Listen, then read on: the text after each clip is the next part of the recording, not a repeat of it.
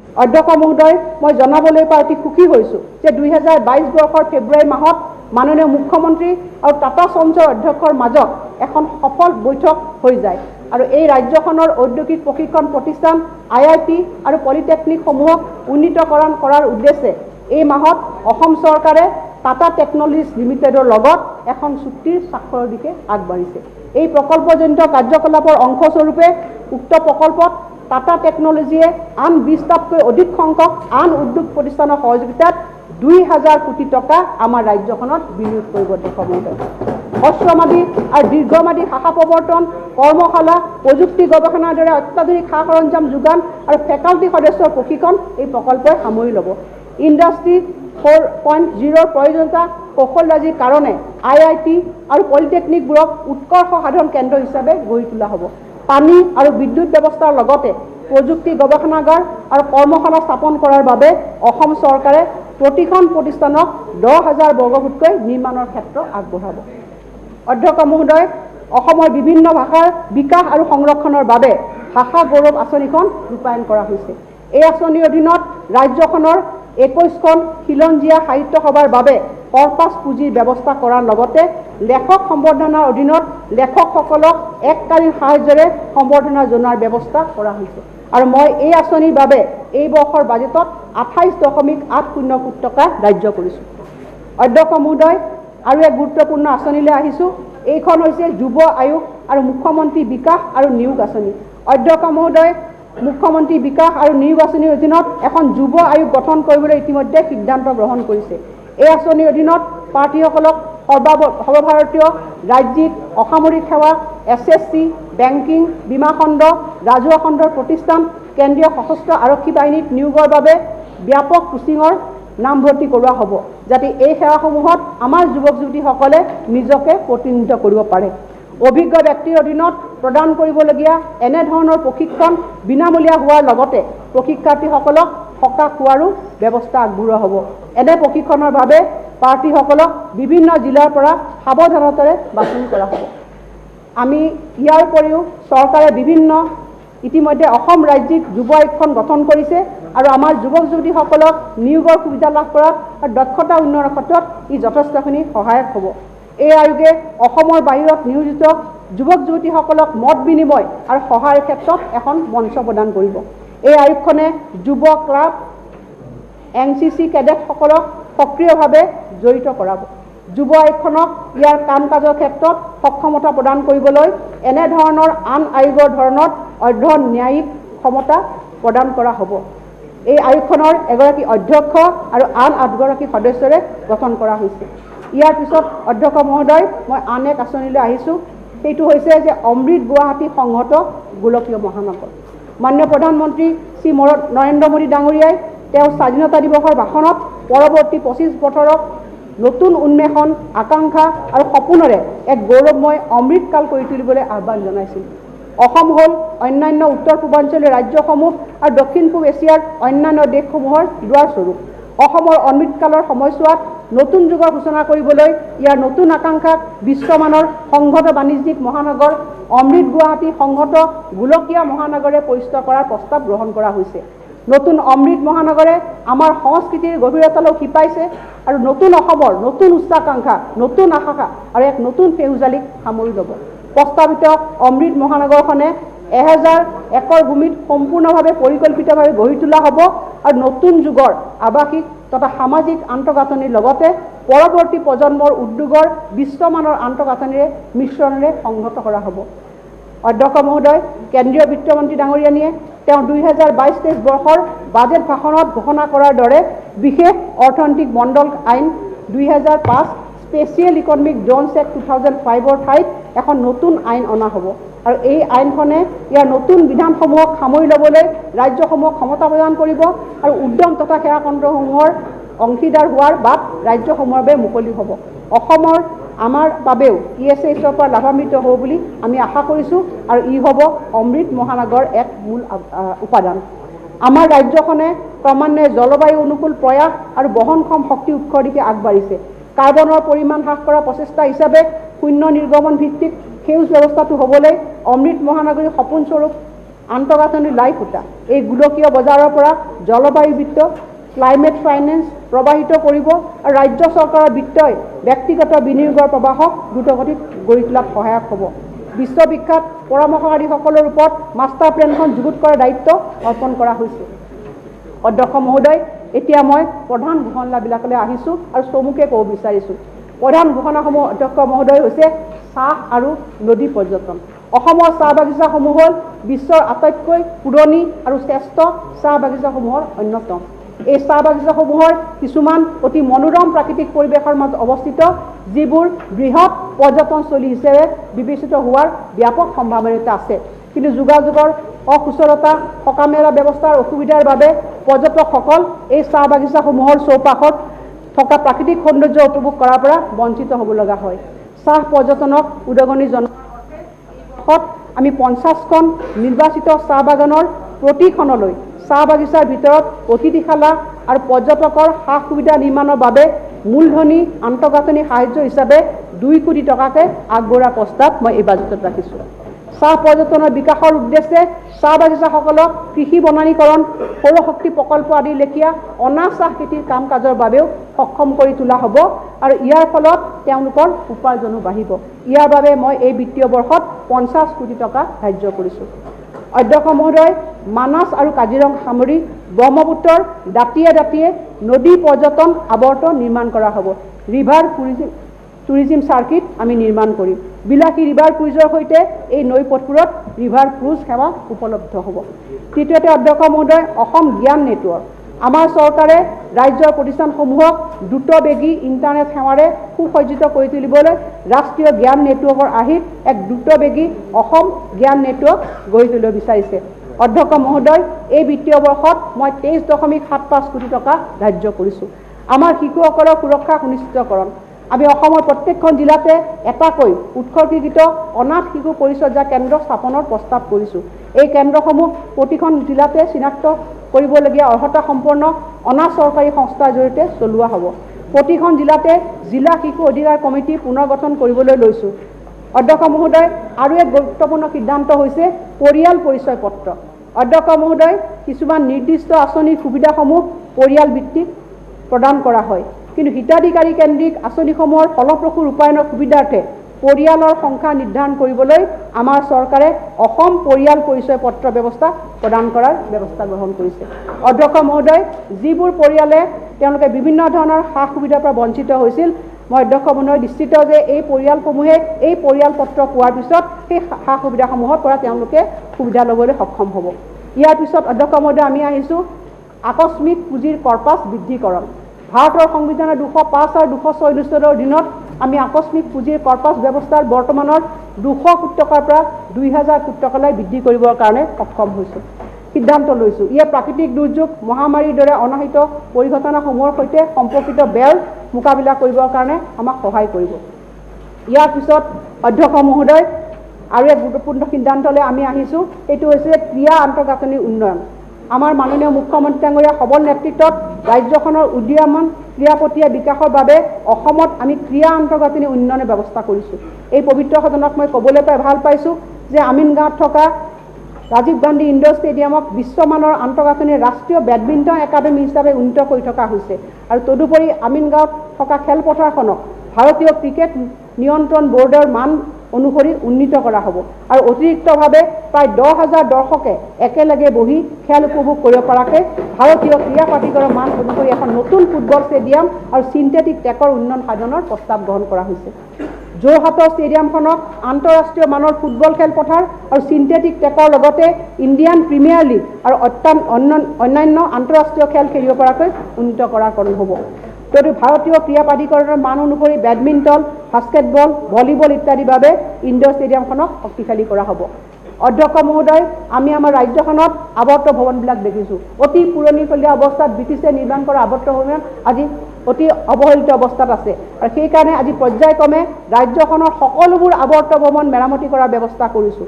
আমি লগতে 11খন জিলা আৰু মহকুমা ক্ৰমে বজালী, ধেমাজি, শদিয়া, নগাঁও, হাইলাকান্দি, দক্ষিণ খাৰমাৰা, বিশ্বনাথ, মাজুলী, লখিমপুৰ, তিতাবৰ আৰু লক্ষীপুৰত আৱৰ্ত ভৱনসমূহৰ নিৰ্মাণৰ প্ৰস্তাৱ আমি ৰাখিছোঁ।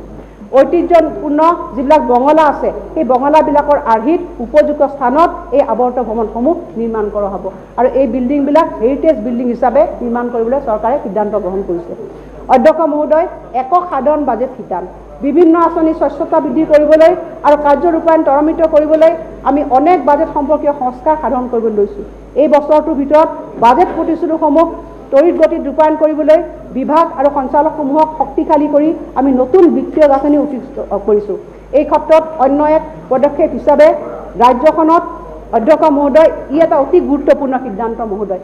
এইবাৰ এটা আমি কৰ্পাছ ফাণ্ড আমি লোক নিৰ্মাণ বিভাগৰ অধীনত আমি গোলকীয় এটা গ্ল'বেল হেড এটা কৰিছোঁ শিতান এটা অধ্যক্ষ মহোদয় আৰু এই শিতানে আমাৰ ৰাজ্যখনৰ বিভিন্ন বিভাগৰ যিবিলাক মেৰামতিৰ কাম কাজবিলাক আছে এই গোলকীয় ফাণ্ডটোৱে লোক নিৰ্মাণ বিভাগৰ অধীনত এই কামখিনি কৰিব আৰু ইয়াৰ বাবে মই প্ৰায় 2035 কোটি টকা এই গ্ল'বেল হেডত মই ধাৰ্য কৰিছোঁ। ইয়াৰ পিছত আহিছোঁ আবকাৰী সংস্কাৰ। আমাৰ চৰকাৰে গ্ৰামাঞ্চলত মাচুলৰ বিনিময়ত সীমিত ব্যৱস্থাৰে দেশীয়ভাৱে বিলাতী সুৰাৰ অনুজ্ঞাপত্ৰসমূহ অফ অনুজ্ঞাপত্ৰলৈ ৰূপান্তৰ কৰাৰ বিকল্প অনুমতি প্ৰদানৰ প্ৰস্তাৱ গ্ৰহণ কৰিছে। আনহাতে পৌৰ নিগম, পৌৰসভা, নগৰ সমিতি আদিত অৱস্থিত দোকানসমূহৰ বাবে বিভিন্ন প্ৰকাৰৰ মাচুলৰ নিৰিখ প্ৰৱৰ্তন কৰাৰ ব্যৱস্থা লোৱা হৈছে। বিধিগত অনুমোদন সম্পৰ্কীয় বোজা হ্ৰাস কৰাৰ উদ্দেশ্যে IMFL দোকানৰ অনুজ্ঞাপত্ৰধাৰী মৃত্যুৰ ক্ষেত্ৰত মৃতকৰ লাইনগত উত্তৰাধিকাৰী নাইবা নিকট আত্মীয়লৈ অনুজ্ঞাপত্ৰ হস্তান্তৰৰ ক্ষেত্ৰত চৰকাৰে উপায়ুক্তসকলক কৰ্তৃত্ব প্ৰদান কৰিছে। আবকাৰী বিভাগৰ কাম কাজক অধিক গতিশীল কৰাৰ উদ্দেশ্যে আমিনগাঁৱৰ গুৱাহাটী জৈৱ প্ৰযুক্তি উদ্যানত আধুনিক অসম আবকাৰী ৰাসায়নিক পৰীক্ষাগাৰ স্থাপনৰো ব্যৱস্থা গ্ৰহণ কৰা হৈছে। অসম আবকাৰী নিয়মাৱলী 2016 ব্যৱস্থা অনুসৰি ৰাজ্যখনত প্ৰথমবাৰৰ বাবে কিউ কাৰ্ড কোডৰ সৈতে নষ্ট কৰিব নোৱাৰা উচ্চ সুৰক্ষাযুক্ত হলোগ্ৰাম লগোৱাৰ ব্যৱস্থা কৰা হৈছে। এই পদক্ষেপৰ ফলত উৎপাদিত সুৰাৰ প্ৰস্তুত উৎস আৰু আন তথ্যৰ ভিত্তিত বিতংভাৱে জানিব পৰা যাব। স্বনিৰ্ভৰশীল নাৰী থলুৱা হস্ততাঁত শিল্পীসকলক উদগনি দিয়াৰ উদ্দেশ্যে আমাৰ চৰকাৰে স্বনিৰ্ভৰশীল নাৰী আঁচনিৰ অধীনত 80 কোটি টকাৰ প্ৰাৰম্ভিক পুঁজিৰে গামোচা, আৰণাই, ডুমেৰ আদিৰ দৰে হস্ততাঁত সামগ্ৰী ক্ৰয়ৰ প্ৰস্তাৱ লৈছে আৰু এই আঁচনিৰ অধীনত ৰাজ্যৰ 87টা ক্ৰয় কেন্দ্ৰৰ জৰিয়তে অনলাইন ব্যৱস্থাৰে পঞ্জীয়নভুক্ত শিপিনীসকলৰ পৰা সামগ্ৰী ক্ৰয় কৰা হ'ব। এই ক্ৰয় ব্যৱস্থা নিৰ্ধাৰিত পৰ্টেলৰ জৰিয়তে সম্পন্ন কৰা হ'ব আৰু 24 ঘণ্টাৰ ভিতৰত শিপিনীসকলৰ প্ৰাপ্য ধন একাউণ্টত জমা কৰা হ'ব। এই সম্পৰ্কীয় পদ্ধতিগত আনুষ্ঠানিকতা সম্পূৰ্ণ হৈছে আৰু মই এই আঁচনিয়ে অসমীয়া বস্ত্ৰশিল্প আৰু সাজপাৰৰ আৰ্হি মৌলিকতা সুৰক্ষিত কৰাৰ লগতে শিপিনীসকলৰ আৰ্থিক ব্যৱস্থাৰো উন্নতি সাধন কৰিব। অধ্যক্ষ মহোদয়, এই বিত্তীয় বৰ্ষত মই এই আঁচনিখনৰ বাবে 64 কোটি টকা ধাৰ্য কৰিছোঁ। অধ্যক্ষ মহোদয়, ইয়াৰ পিছত আহিছোঁ গৰুকুটি প্ৰকল্প।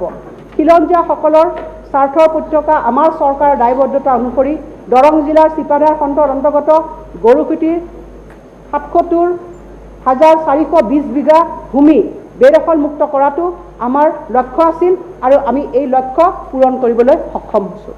অঞ্চলটোত ইতিমধ্যে 134টা পাৰিপাৰ্শ্বিক কৰ্মবাহিনী গঠন কৰা হৈছে আৰু ব্যাপক বনানীকৰণ কাৰ্যসূচী গ্ৰহণ কৰা হৈছে। ইয়াৰ লগতে গুজৰাটৰ ভাৱনা নগৰৰ পৰা 108জনী গীৰ গাই আমদানি কৰা হৈছে আৰু অতি শীঘ্ৰে আৰু 5জনী গীৰ গাই অনা হ'ব। আমি চলিত বছৰতো এই পদক্ষেপৰ প্ৰতি সমৰ্থন অব্যাহত ৰাখিম। ইতিমধ্যে অসমৰ মাননীয় মুখ্যমন্ত্ৰী ডাঙৰীয়াই সদিচ্ছা প্ৰকাশ কৰিছে যে আমাৰ অসমৰ অন্যান্য সমষ্টিবিলাকতো এনেকুৱা ধৰণৰ যিবিলাক ভূমি আছে, পতিত ভূমি আছে, নদীৰ কাষৰীয়া ভূমি আছে, এই অঞ্চলবিলাক সামৰিও এনেকুৱা ধৰণৰ প্ৰকল্প আমি গ্ৰহণ কৰিব লাগে। আমি ভৱিষ্যতে এনেকুৱা ধৰণৰ আঁচনি এই বাজেটত আমি আনিবলৈ প্ৰচেষ্টা গ্ৰহণ কৰিম। অধ্যক্ষ মহোদয়, প্ৰতিদিনে 10 লাখ লিটাৰ দুগ্ধ ৰাজ্য চৰকাৰ আৰু ৰাষ্ট্ৰীয় দুগ্ধ উন্নয়ন বোৰ্ডে ৰাজ্যখনত দুগ্ধ উৎপাদন খণ্ডৰ উন্নয়নৰ বাবে যৌথভাৱে প্ৰদৰ্শন গ্ৰহণ কৰাৰ উদ্দেশ্যে এখন বুজাবুজি চুক্তিত স্বাক্ষৰ কৰিছে। ইয়াৰ লক্ষ্য হৈছে ৰাজ্যত প্ৰতিদিনে 10 লাখ লিটাৰতকৈ অধিক দুগ্ধ উৎপাদন প্ৰক্ৰিয়াৰ ক্ষমতা সৃষ্টি কৰা। এই পদক্ষেপে 1,70,00,000তকৈও অধিক দুগ্ধ পালকক উপকৃত কৰাৰ লগতে এই খণ্ডত ব্যাপক কৰ্মসংস্থাপনৰো সৃষ্টি কৰিব। এই যৌথ পদক্ষেপৰ জৰিয়তে সমগ্ৰ অসমত 6টা দুগ্ধ সংসাধন কেন্দ্ৰ স্থাপন কৰাৰ বাবে ব্যৱস্থা গ্ৰহণ কৰা হৈছে, যাৰ জৰিয়তে 4100খন দুগ্ধ সমবায় সমিতিৰ দ্বাৰা উৎপাদিত গাখীৰ সংসাধন পেকেটিং আৰু বিপণনৰ ব্যৱস্থা কৰা হৈছে আৰু এই উদ্দেশ্যে মই বাজেটত 37.25 কোটি টকাৰ আবণ্টন দিছোঁ। নগৰীয়া আন্তঃগাঁথনি উন্নয়ন পুঁজি অধ্যক্ষ মহোদয়, এইখন এখন আমাৰ নগৰৰ লোকৰ কাৰণে অতি গুৰুত্বপূৰ্ণ আঁচনি। অধ্যক্ষ মহোদয়, আমাৰ আকাংক্ষা অনুসৰি নগৰীয় আন্তঃগাঁথনি নিৰ্মাণৰ ক্ষেত্ৰত যিটো CIDF আঁচনি আছিল অধ্যক্ষ মহোদয়, এই আঁচনিখন সফল হ'ব পৰা নাছিল আৰু ইয়াৰ প্ৰভাৱ তৃণমূল পৰ্যায়ত পৰিলক্ষিত হোৱা নাছিল আৰু সেইকাৰণে চৰকাৰে এই আঁচনিখন প্ৰত্যাহাৰ কৰিবলৈ সিদ্ধান্ত গ্ৰহণ কৰিছে। কিন্তু ইয়াৰ সম্পৰ্কীয় যিবিলাক লেনাদানা আছিল সেইবিলাক আমি পৰিশোধ কৰিবৰ কাৰণে প্ৰতিশ্ৰুতিবদ্ধ। ইয়াৰ পৰিৱৰ্তে নগৰীয়া আন্তঃগাঁথনি উন্নয়ন পুঁজিৰ ব্যৱস্থা কৰা হ'ব। এই পুঁজি ৰাজ্যখনৰ সকলোবোৰ পৌৰ নগৰত দিয়া হ'ব আৰু ইয়াৰ অধীনত মূলতঃ পুৰণি কাৰাগাৰসমূহৰ স্থানান্তৰ কৰাৰ লগতে মুকলি স্থান সৃষ্টি, 1000 জন দৰ্শক বহিব পৰাকৈ সমূহীয়া প্ৰেক্ষাগৃহ নিৰ্মাণ, পানী যোগানৰ ব্যৱস্থা গ্ৰহণ, গোটা আৱৰ্জনা নিষ্কাশন ব্যৱস্থা আজি আৰু আন্তঃৰাজ্যিক বাছ আঁচনিৰ নিচিনা আঁচনি ইয়াত সংলগ্ন হ'ব। এই পুঁজি ফাৰ্ষ্ট কাম ফাৰ্ষ্ট চাৰ্ভ বেচিছত হ'ব। মই মাননীয় বিধায়কসকলক উন্নত মানদণ্ডৰ আধুনিক আন্তঃগাঁথনি নিৰ্মাণৰ বাবে আগবাঢ়ি আহিবলৈ উৎসাহিত কৰিম আৰু ইয়াৰ বাবে 2022-23 বৰ্ষত 225 কোটি টকা আবণ্টনেৰে অহা 3টা বৰ্ষত এই প্ৰকল্পৰ বাবে আমি 1000 কোটি টকা আমি ব্যয় কৰিম। অধ্যক্ষ মহোদয়, পৌৰসেৱা কেডাৰ গঠন আমাৰ নগৰীয়া স্থানীয় নিকায়সমূহৰ বিষয়াসকলে বহুদিনৰ পৰা অতিৰিক্ত সেৱা আগবঢ়াই আছে। ৰাজ্যখনৰ পৌৰ বোৰ্ডসমূহৰ কৰ্মদক্ষতা আৰু পেছাদাৰিত্ব উন্নীত কৰাৰ লক্ষ্যৰে অসম পৌৰ নিগম সংশোধন আইন 2017 অধীনত 3টা পৌৰ কেডাৰ গঠন কৰাৰ বাবে আমি প্ৰস্তাৱ আগবঢ়াইছোঁ। প্ৰস্তাৱিত পৌৰ কেডাৰসমূহ হ'ল অসম নগৰীয়া প্ৰশাসনীয় সেৱা, অসম নগৰীয়া প্ৰশাসনীয় অভিযান্ত্ৰিক সেৱা আৰু অসম নগৰীয়া বিত্তীয় সেৱা। ইয়াৰ পিছত অধ্যক্ষ মহোদয়, মই আহিছোঁ আন এটা প্ৰস্তাৱলৈ। এইটো হৈছে অসম আদৰ্শ গ্ৰাম যোজনা। সৰ্বাংগীন বিকাশৰ লক্ষ্যৰে 250খন আদৰ্শ গাঁও নিৰ্মাণৰ বাবে অসম আদৰ্শ গ্ৰাম যোজনা আঁচনিখন হাতত লোৱা হৈছে। এতিয়ালৈকে 27খন জিলাই গাঁওসমূহৰ বেছ লাইন জৰীপ সম্পূৰ্ণ কৰিছে আৰু 17খন জিলাই এণ্ট্ৰি পইণ্ট এক্টিভিটি জড়িত কাম কাজ সম্পূৰ্ণ কৰিছে। 2022-23 বিত্তীয় বৰ্ষত মই 118 কোটি টকা এই আঁচনিৰ বাবে ধাৰ্য কৰিছোঁ। এই আঁচনিসমূহত বিদ্যালয়, অংগনবাদী কেন্দ্ৰ, স্বাস্থ্য উপকেন্দ্ৰ, পানী যোগান আঁচনি, পশু চিকিৎসা উপকেন্দ্ৰ আদিৰ দৰে প্ৰতিষ্ঠান আৰু অন্যান্য বহুতৰ লগতে নামঘৰ, সমূহীয়া কেন্দ্ৰ, সমাধি ক্ষেত্ৰ, ৰংগমঞ্চ আদি সমূহীয়া সম্পদৰ আন্তঃগাঁথনি উন্নয়নৰ বাবে এই পুঁজি আগবঢ়োৱা হৈছে। ৰাজ্যৰ মুখ্য কাৰ্যালয়ৰ পৰা এজন অসামৰিক সেৱাৰ যুৱ বিষয়াই এই গাঁও বাছনি কৰি গাঁওবাসীক পথ প্ৰদৰ্শন কৰিব আৰু ৰাজ্যিক পৰ্যায়ত তেওঁলোকৰ অভিভাৱক হিচাপে কাম কৰি যাব। ইয়াৰ পিছত আহিছোঁ অধ্যক্ষ মহোদয়, মুখ্যমন্ত্ৰীৰ বিজ্ঞান প্ৰতিভা সন্ধান।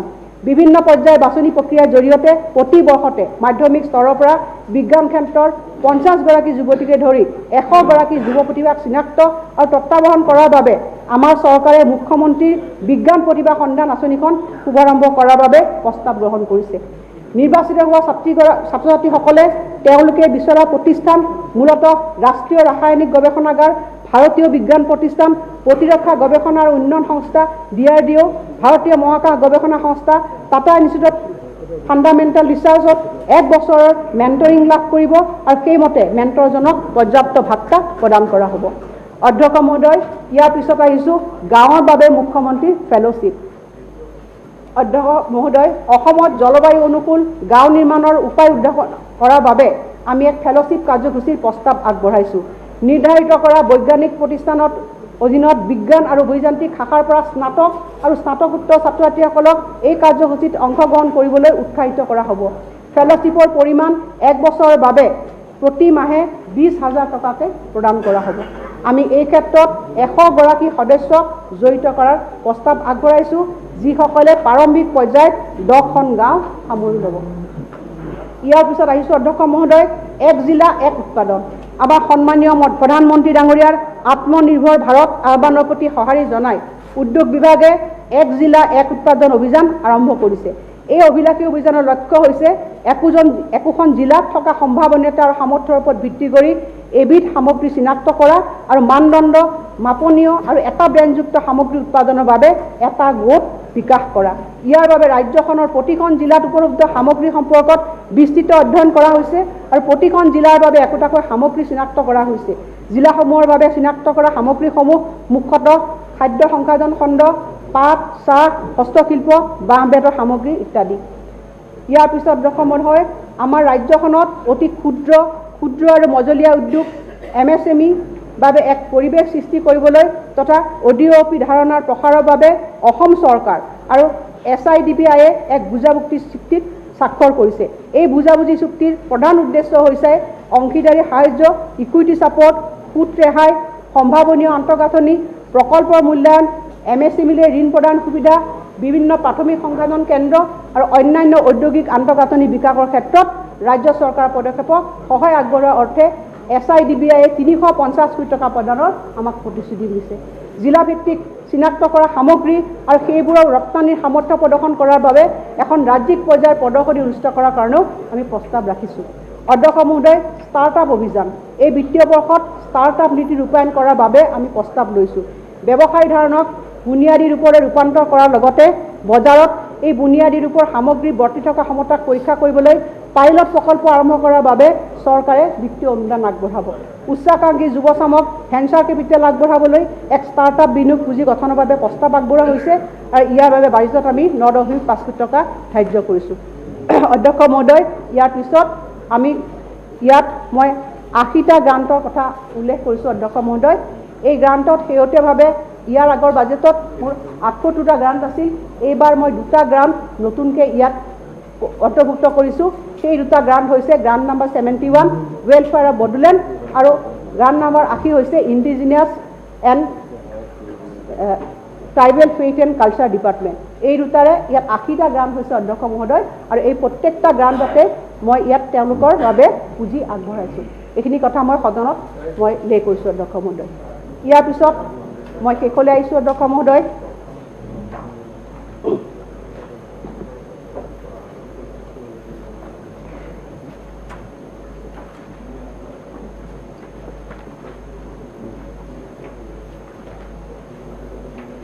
এই গুৰুত্বপূৰ্ণ অংশটোলৈ আহিছোঁ অধ্যক্ষ মহোদয়। আমাৰ চৰকাৰে ৰাজহ খণ্ডৰ ৰূপান্তৰৰ ক্ষেত্ৰত এক নতুন যুগৰ সূচনা কৰিছে।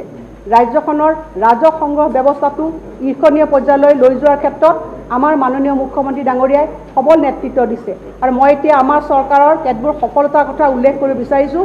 লগতে অনাগত বৰ্ষৰ বাবে প্ৰস্তাৱ কৰা কিছু সংখ্যক পদক্ষেপৰ বিষয়ে উল্লেখ কৰিব বিচাৰিছোঁ। বাণিজ্যিক কৰ।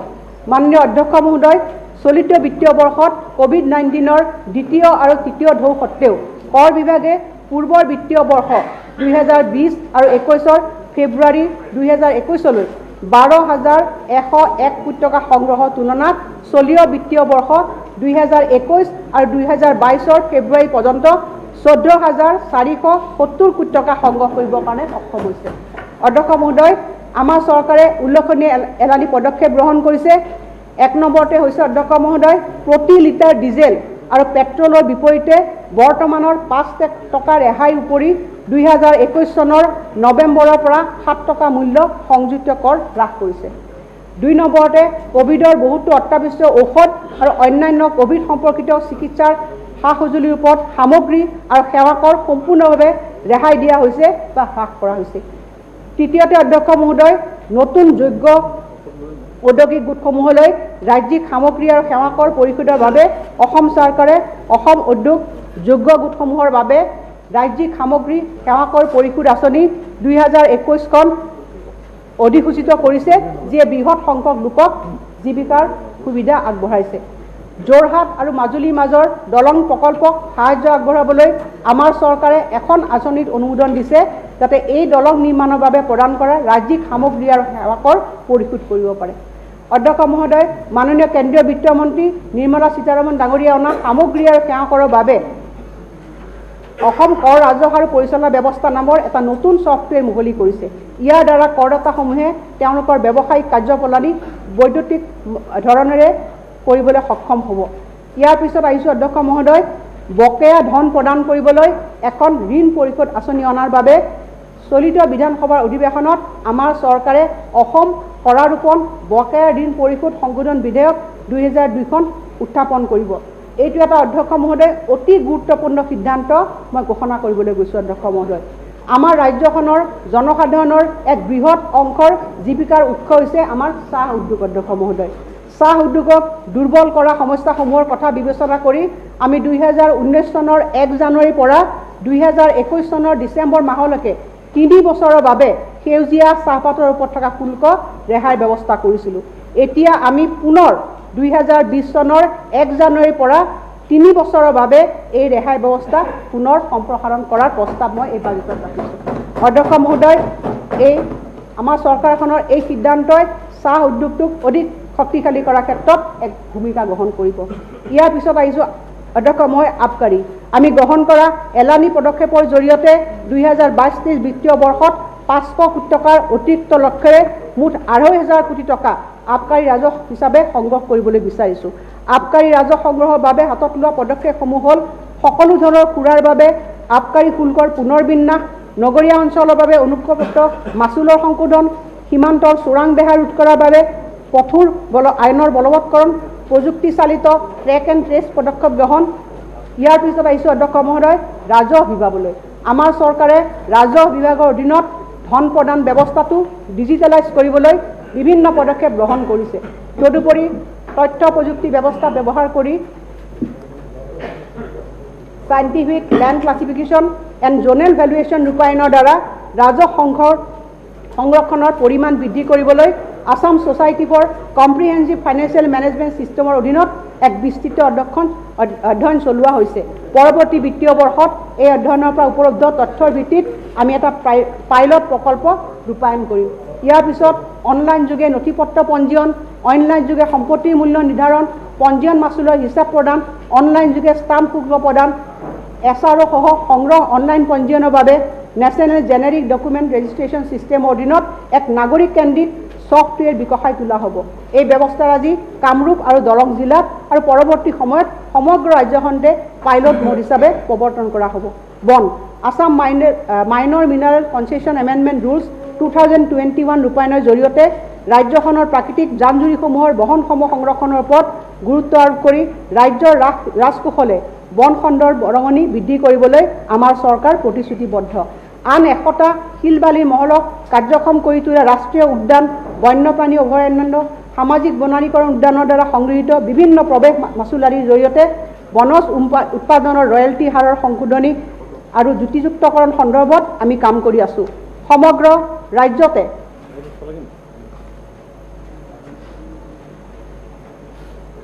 নতুন কাঠভিত্তিক উদ্যোগিক পাম ঘোষণাৰ জৰিয়তে সঠিক পৰিৱেশ তন্ত্ৰ গঢ়ি অগৰু কাঠভিত্তিক উদ্যোগসমূহক বিধিসন্মত আৰু পুনৰ জীৱিত কৰাৰ সকলো পদক্ষেপ ল'বলৈ আমাৰ চৰকাৰ প্ৰতিশ্ৰুতিবদ্ধ। ইয়াৰ পিছত অধ্যক্ষ মহোদয় আহিছোঁ সেউজকৰণলৈ। পাৰিপাৰ্শ্বিক প্ৰতিকাৰ ভৰণী সৃষ্টি কৰাৰ উদ্দেশ্যে পুৰণি বাহন ব্যৱহাৰ কৰি থকাৰ পৰা জনসাধাৰণক অনুৎসাহিত কৰিবলৈ আমি তেনে বাহনৰ ওপৰত এক সেউজ কাৰ গ্ৰীণ টেক্স আমি আৰোপ কৰিম, যিহেতু এই পুৰণি বাহনসমূহ পৰিৱেশৰ বাবে ক্ষতিকাৰক। পৰিবহণ বিভাগৰ দ্বাৰা সংগৃহীত যান বাহন কৰ হ'ল ৰাজ্যখনৰ নিজা ৰাজহৰ প্ৰধান উৎসসমূহ এটা। ৰাজ্যখনৰ বাসিন্দাসকলে তেওঁলোকৰ বাহনসমূহ চুবুৰীয়া ৰাজ্যসমূহত পঞ্জীভূত কৰিলে আমাৰ ৰাজকোষে যথেষ্ট ৰাজহ হেৰুৱাব লগা হয়। সেয়েহে মই আমাৰ জনসাধাৰণক তেওঁলোকৰ বাহনসমূহ অসমৰ ভিতৰতে পঞ্জীয়ন কৰি ৰাজ্যখনৰ সামগ্ৰিক উন্নয়নৰ প্ৰতি বৰঙণি আগবঢ়াবলৈ এই বিধানসভাৰ মজিয়াৰ পৰাই আহ্বান জনাইছোঁ। মাননীয় অধ্যক্ষ মহোদয়, আমাৰ মাননীয় মুখ্যমন্ত্ৰীৰ সবল নেতৃত্বত অসমৰ জনসাধাৰণৰ ওপৰত কোনো ধৰণৰ অতিৰিক্ত কৰৰ বোজা আৰোপ নকৰাকৈ বাৰ্ষিক বিত্তীয় প্ৰতিবেদনৰ চানেকি উপস্থাপন কৰা হৈছে আৰু সেই অনুসৰি এই পবিত্ৰ সদনৰ সন্মুখত মই বাজেট দাখিল কৰিছোঁ। ইয়াৰ পিছত অধ্যক্ষ মহোদয়, মই শেষলৈ আহিছোঁ বাজেট প্ৰাক্কলন। 2022-23 বৰ্ষৰ বাজেট প্ৰাক্কলনত ৰাজ্যখনৰ একত্ৰীকৃত নিধিত মুঠ 1,19,027.95 কোটি টকাৰ প্ৰাপ্তি প্ৰদৰ্শন কৰা হৈছে। ইয়াৰে 96,364.59 কোটি টকা ৰাজহ শিতানত আৰু বাকী 3,673.71 কোটি টকা মূলধন শিতানত। বিভিন্ন উৎসৰ পৰা অহা একত্ৰিত নিধিৰ আনুমানিক প্ৰাপ্তি হিচাপ মই তালিকা নম্বৰ 1ত উল্লেখ কৰিছোঁ। ৰাজহুৱা শিতানত 1,62,886.83 কোটি টকা আৰু উপনিবিত্ত কণ্টিজেঞ্চি শিতানত 2,000 কোটি টকা যোগ হোৱাৰ পিছত সৰ্বমুঠ আদায়ৰ পৰিমাণ হ'ব 2,83,914.78 কোটি টকা। ইয়াৰ বিপৰীতে 2022-23 বৰ্ষত ৰাজ্যখনৰ একত্ৰীকৃত নিধিৰ পৰা সৰ্বমুঠ ব্যয়ৰ পৰিমাণ হৈছে 1,19,551.06 কোটি টকা বুলি অনুমান কৰা হৈছে। ইয়াৰে ৰাজহ শিতানত 96,367.05 কোটি টকা আৰু মূলধন শিতানত 23,184.1 কোটি টকা। 2022-23 বৰ্ষত একত্ৰীকৃত নিধিৰ মঞ্জুৰি অনুযায়ী ব্যয়সমূহৰ প্ৰাক্কলন তালিকা নং 2 দেখুওৱা হৈছে। ৰাজহুৱা শিতানত ব্যয় হোৱা 1,63,743.58 কোটি টকা আৰু উপনিমিত্ত কণ্টিজেঞ্চি পুঁজিৰ অধীনত 200 কোটি টকাৰে বছৰটোৰ সৰ্বমুঠ প্ৰাক্কলিত ব্যয়ৰ পৰিমাণ হ'ব 2,83,494.64 কোটি টকা। এইদৰে বছৰটোত হোৱা প্ৰাক্কলিত লেনদেনৰ বাবে আনুমানিক 420.14 কোটি টকা ৰাহি হ'ব আৰু ইয়াৰ লগতে বছৰটোৰ আৰম্ভণি ঘাটি 1,020.50 কোটি টকা হিচাপ মিলালে 2022-23 বৰ্ষৰ শেষলৈ বাজেট ঘাটিৰ পৰিমাণ 637 কোটি টকা হ'বগৈ। অধ্যক্ষ মহোদয়, অসমৰ সৰ্বাংগীন উন্নয়নে আমাৰ লক্ষ্য আৰু উদ্দেশ্য। সেয়েহে সাহিত্যৰথী বেজবৰুৱাই বীণ বৰাগী কবিতাত কৈছিল, গা বিন গা অসম সংগীত শুকানে মেলক পাহি, আশাবাদেই হৈছে আমাৰ জীৱনৰ পোহৰ। শেষত জ্যোতিপ্ৰসাদৰ ভাষাৰে কওঁ, জয় আলোকময় অনাদি অনন্ত প্ৰসাৰী বিশ্ব জীৱন জ্যোতি, জয় জয় সুন্দৰ সত্য সনাতন চিৰ প্ৰশান্ত বিশ্বপতি, কোটি বিশ্ব ব্যাপক হে মহামনাদীপ বিশ্ব জীৱন জ্যোতি, প্ৰণতি প্ৰণতি প্ৰণতি। জয় হিন্দ, জয় অসম, ভাৰত মাতা কি জয়।